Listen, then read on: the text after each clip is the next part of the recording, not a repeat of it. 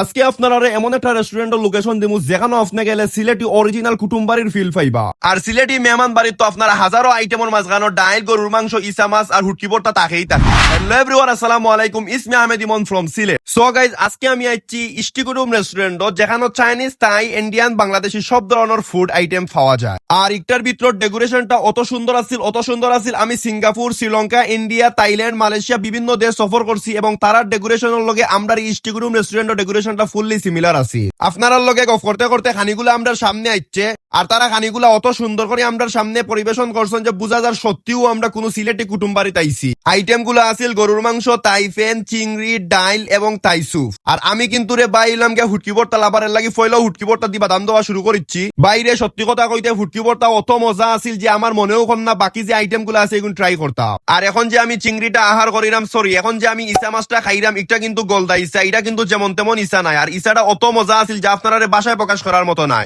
আর একটা জরুরি কথা, এই রেস্টুরেন্টটা কিন্তু 30 টাকা মানের, তারপরে ওইগুলো তো রিজনেবল প্রাইস আমি ভাবতামও পারছি না তার মেনু কার্ড দেখিয়া।